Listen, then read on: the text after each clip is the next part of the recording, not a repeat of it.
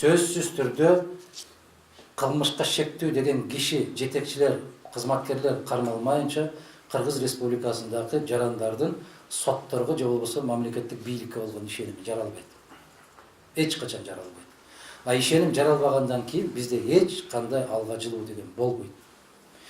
Кеп бүгүн Абдилди Сегизбаевди кетирди. Индираны кетирди.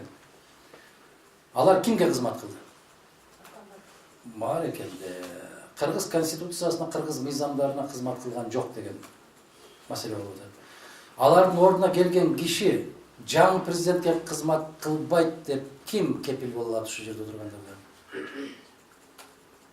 Бул баягы Асан менен Үсөнүн ордун алмаштырып койгон эч нерсе өзгөрбөйт деп атам. Менин пикирим ошондой.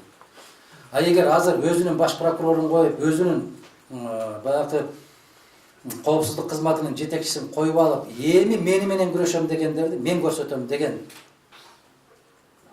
ой менен кое турган болсо, эч кандай өзгөрүү болбойт. Эми мен көрсөтөм деген. Мына мен эми күчүмө кирдим деген. Эгерде башта Кыргызстанда этеги жаман жерден жыртылып, репутациясы, анын кадыр баркына шек келген азамат жигиттерди же кыздарды алардын ордуна коюп алган болсо, анда мамлекеттүүлүк деген жок болуп кетет деген коркунучум бар. Туугандар, биз ушуну эске алышыбыз керек. Качанга чейин деген сөз баштап пайда болот. Эмне үчүн сен тиги Сегизбаевга караганда бул тазабы деген суроо пайда болот. Бул кечээ эле момундай болуп шектелбеди беле? Бул кечээ эле момунча менен кармалбады беле? Бул кечээ эле момундай кылмыш иши бар эмес беле? Деген суроолорду жараткан кишилерди анын ордуна койду дегенчи ишеним кетет. Ошон үчүн убадасын аткарды, аткарбады деген маселеге азыр эрте.